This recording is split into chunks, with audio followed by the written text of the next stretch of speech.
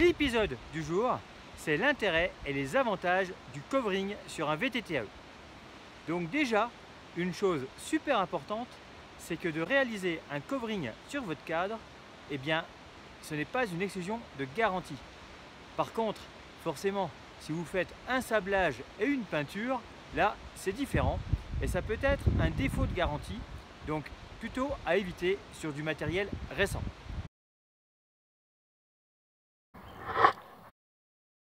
Le gros avantage du covering, c'est qu'en cas de souci, vous retirez tout et là, ni vu ni connu, votre vélo est d'origine, tout va bien. Ça, c'est une chose importante. Un des avantages, bien entendu, c'est d'avoir un vélo unique, d'avoir sa petite déco à soi et généralement, ça va avec son petit montage perso. Et ça fait vraiment partie des plaisirs qu'on a lorsqu'on pratique un sport comme le nôtre. Alors, beaucoup d'entre vous, jusqu'à maintenant, protégeaient leur cadre avec des films transparents plus ou moins épais.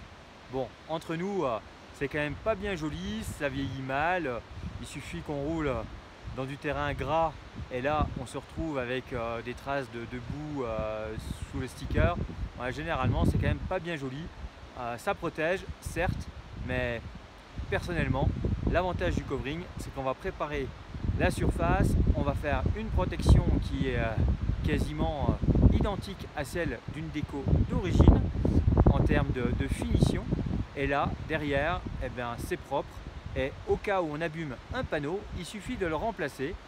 Et le covering peut d'ailleurs être utilisé après chute pour pouvoir, on va dire, redonner un joli aspect à un cadre qui a subi un choc, une rayure, etc. Dès l'instant qu'il n'y a pas, on va dire, de danger par rapport à la résistance du cadre, que c'est juste, on va dire, esthétique, et bien là, le covering est vraiment adapté pour réparer et donner une seconde vie. Donc la protection, mais également des panneaux facilement interchangeables, ce qui permet d'avoir toujours un vélo nickel.